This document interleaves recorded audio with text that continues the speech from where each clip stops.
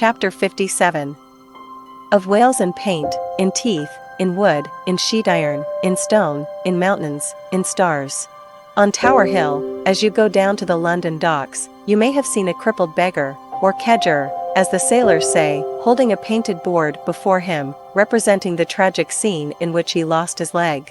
There are 3 whales and 3 boats, and one of the boats, presumed to contain the missing leg in all its original integrity, is being crunched by the jaws of the foremost whale. Any time these 10 years, they tell me, has that man held up that picture, and exhibited that stump to an incredulous world. But the time of his justification has now come.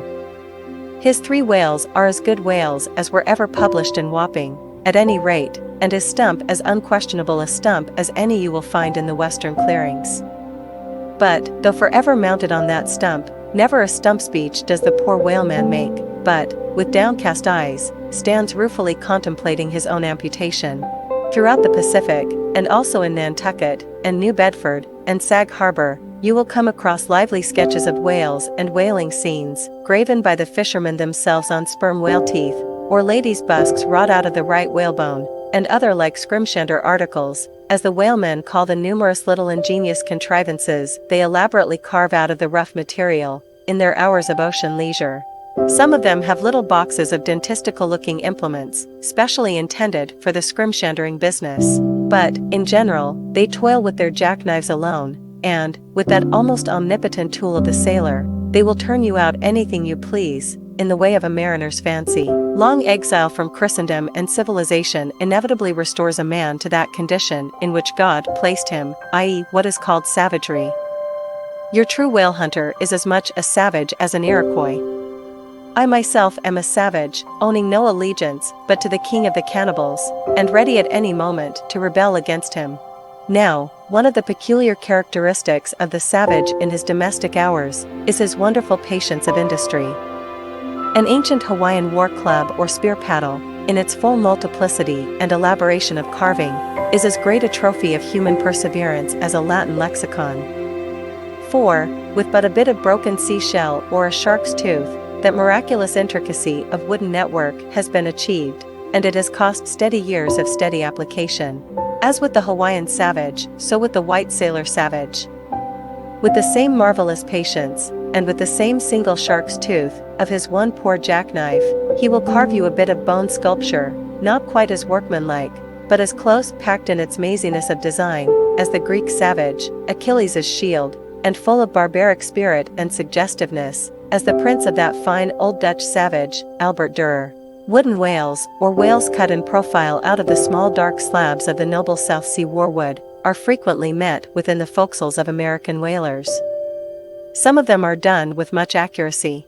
At some old gable-roofed country houses, you will see brass whales hung by the tail for knockers to the roadside door. When the porter is sleepy, the anvil-headed whale would be best. But these knocking whales are seldom remarkable as faithful essays.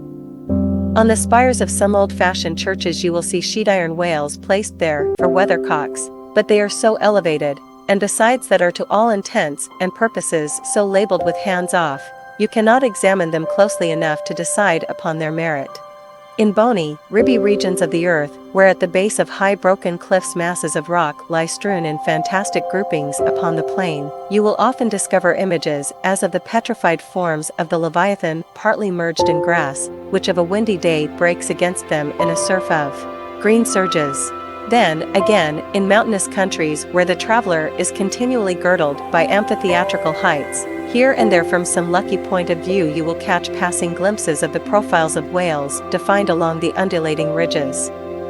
But you must be a thorough whaleman to see these sights, and not only that, but if you wish to return to such a sight again, you must be sure and take the exact intersecting latitude and longitude of your first standpoint, else so chance-like are such observations of the hills, that your precise, previous standpoint would require a laborious rediscovery, like the Saloma Islands, which still remain incognita, though once high-ruffed Mandana trod them and old Figuera chronicled them.